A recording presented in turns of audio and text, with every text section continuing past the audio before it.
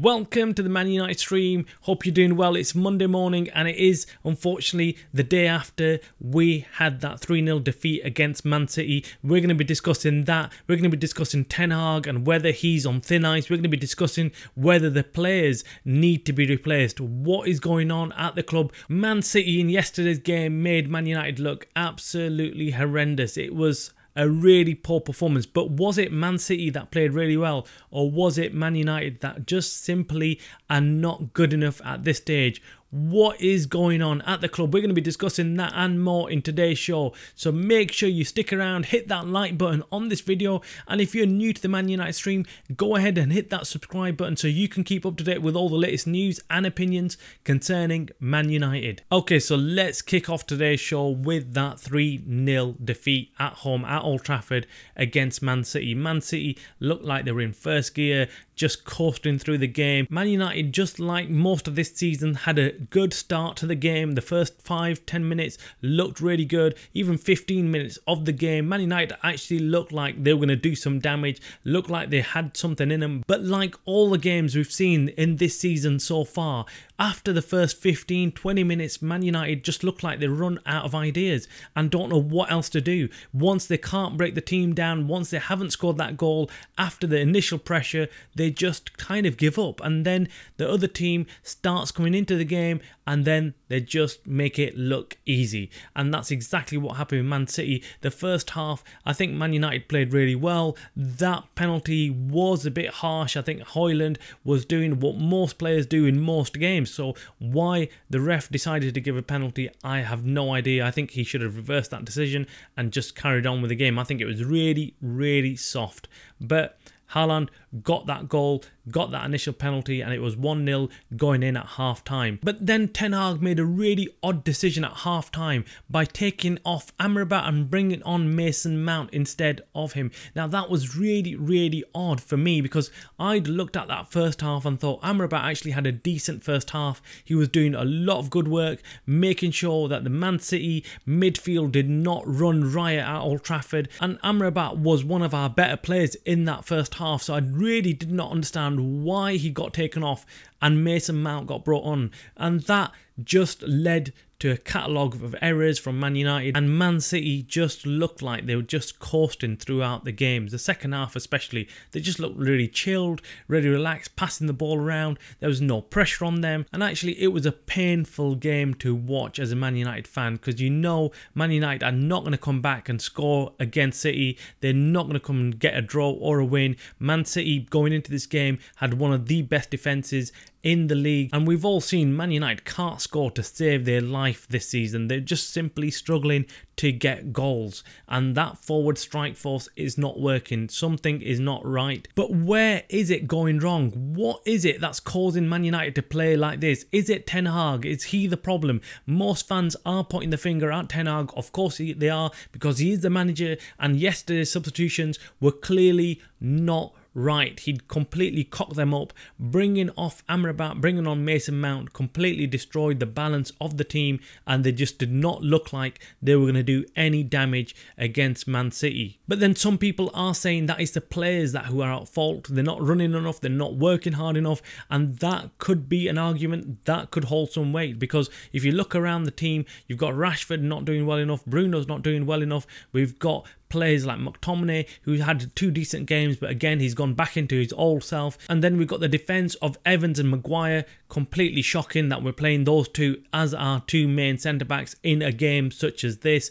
And then we've got Onana again, who's not done well start of this season. Now we've given him the benefit of doubt because he is new to Man United and he needs some time to settle in, but the initial signs on Onana don't look that positive. I mean, as a goalkeeper, he's not very effective at stopping shots, which, I mean, what else is he meant to be doing? And finally, you've got a group of people, fans, blaming the owners for the performances on the pitch and what the manager is doing with the team.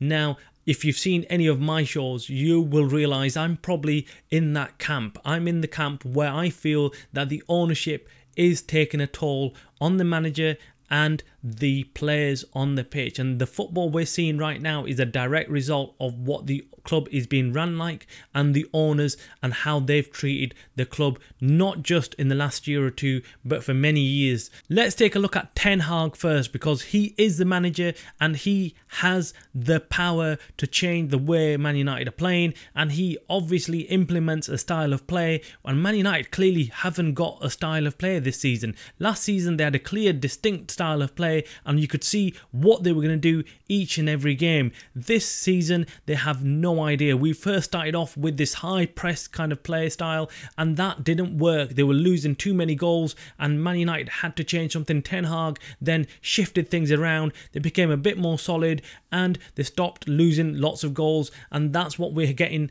right now. In yesterday's game, you could actually see Man United were not playing a high line. They were quite defensive, and you could see why, because with Evans and Harry Maguire playing as centre-backs, you could not play a high line. You'd get caught out very easily. Maguire and Evans are not very fast centre-backs, and they would struggle if there was a counter by Man City, and that's why Man United were sitting a bit deeper and letting Man City come onto them and hoping that they could counter them. That didn't work. Man City just took everything in their stride. They could see the Man United players were not full of confidence, and they took full advantage of that. Ten Hag did get his substitutions wrong. Taking off Amrabat, bringing on Mount was an absolute disaster show. Why he did that? Them are the questions we need to be asking of Ten Hag. Now, I'm a huge fan of Ten Hag. I believe he's a top manager. I believe he is one of the best managers we've had since Alex Ferguson, and I think given time he could be very, very good at Man United. However, his decision making right now is questionable, and it's absolutely fair to question Ten Hag and his decision making. Why some people feel that we can't question Ten Hag and his decision making is silly. We need to be putting the questions at Ten Hag and seeing what he is doing with Man United. What is his plan? What style of play does he actually want the players to play? And why are they not playing well enough? These are questions that we need to be asking Ten Hag, because if we don't ask Ten Hag, then we're not quite sure what the problems are. We need to understand what he's trying to do and whether he's being held back by the board and by the owners. For instance, we know that Ten Hag's top target for this summer transfer window was Harry Kane. Now, can you imagine Harry Kane in our team right now? That would make a huge difference to Man United, and I think Man United would be scoring a lot more goals with Harry Kane as a striker and even Højlund as that second striker. I think we'd be a lot better, and I can see why Erik ten Hag wanted Kane there. But this is why we have to look at the owners. Now, we'll come to the owners in a minute, because I want to end on the owners, because let's look at the players first. You can see some of the Man United players are just simply not performing well enough. They're not in good form. Rashford is one of them, but Ten Hag keeps on picking him, keeps on relying on Rashford to come in and do something. But we've seen this season that he's not done anything, and we really now feel that Rashford needs dropping and someone else needs to come in. Whether that will work and hopefully give Rashford something to think about, and then he can come back and work hard, that is something that we think that might actually benefit Rashford. He needs some time out to think about his performances and see where he's going wrong, not to just pick on Rashford. You can see all the team is not doing well enough. The whole players in that team, in the starting 11, are simply not working hard enough. Yes, with the exception of someone like maybe Rasmus Højlund. It's his first season, he's a young lad, and he is actually trying. You could see that he's trying to go and get in the faces, trying to run around and trying to stir up things, and he is trying something. But even him, you could argue, is not finishing the chances that are coming to him, and anyone who's a bit more clinical might be finishing them. Also, many fans have been pointing the finger at the captain, Bruno Fernandes, saying that he's the captain on the pitch and he should be dictating what is happening on the pitch with the players. Some fans are arguing that Bruno Fernandes should be telling his teammates as the captain to work hard, to get in the right positions and to do more on the pitch. And there is an argument to had on that. Now, do I feel Bruno Fernandes is the perfect captain? No, I don't. Is he the best of the bunch? Maybe.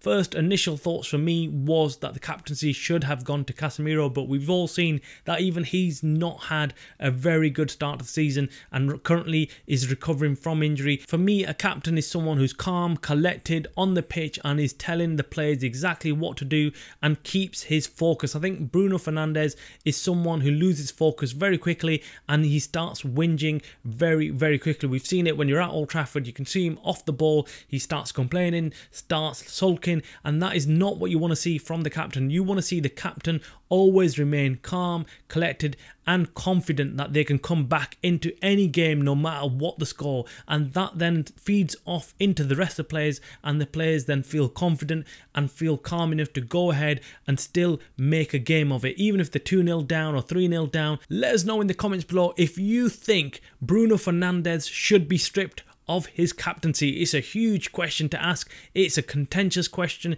I know many fans will be in favour of him keeping the captaincy, and there'll be many fans who'll want some other person to come in as captain. But if you do want someone else as captain, who would that player be? I can't think of a single player on that team who deserves the captaincy right now. I think none of them have been playing well enough. And who do you then pick as the captain? Who is capable of taking that position and doing a good job with it? Let us know in the comments below. Let's not kid ourselves. Look, before we went into this game against Man City, we all knew that Man United will struggle. But deep down somewhere, you did think maybe, just maybe, Man United might be able to pull off something here. Maybe they can go in there and pull off a surprise. Man City have not been at their best this season. You just thought that Man United might turn that switch in this game and start playing some decent football and get a result against Man City, but that didn't happen. Actually, when I first saw the team sheet and I saw Evans and Maguire playing in centre-back, I mean,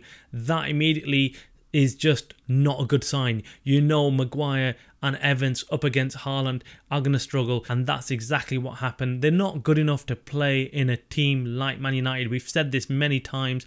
Harry Maguire is not good enough. We were looking to sell him this summer. It didn't happen and he ended up staying. And Johnny Evans, how the hell has he ended up back at Man United playing in such huge games? He never played in these games when he was originally at Man United, when he was younger, when he was probably better. Johnny Evans playing for us yesterday illustrates how bad the decision making and the forward planning has been by the board and by the owners at Man United. Now, if it wasn't for Ten Hag grabbing hold of Johnny Evans when he was just simply training with the Man United squad and saying, right, let's sign him, we might need him, we might not even had Johnny Evans playing for us. We might have had no centre-back playing for us in yesterday's game apart from Harry Maguire. So we have to say a big, huge thank you to Erik Ten Hag for his foresight. But that tells you how bad things have got at Man United, where Erik Ten Hag is having to intervene and make these decisions on behalf of the club and get these players in.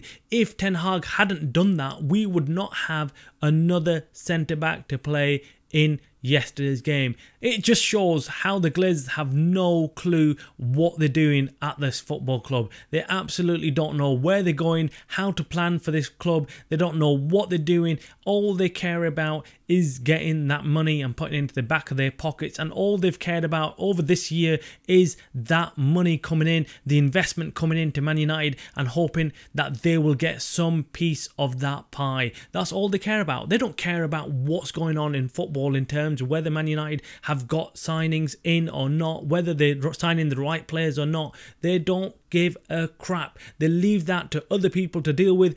But the people that they have left in charge of signing players, even they don't have a clue about what is going on in football in terms. And that is why Ten Hag has intervened in this summer transfer window, and he has been pushing to get players in. But Ten Hag's intervention cannot cover up what has been going on for years at the club. The players that have been coming in and sitting here not doing well enough are what we've been doing for years, and now Ten Hag is trying to undo all that mess, and it's not working, and we're seeing the results of that on the pitch. That is our take on it. Please let us know what you think is the biggest problem at United right now? Why are we not playing well enough? We'd love to hear from all Man United fans and maybe just discuss it between ourselves, and we can work out why this is happening to our beloved club. Let us know. Hit that like button on this video. Make sure you subscribe to the channel if you're new. You're watching the Man United Stream channel, a channel by the fans for the fans.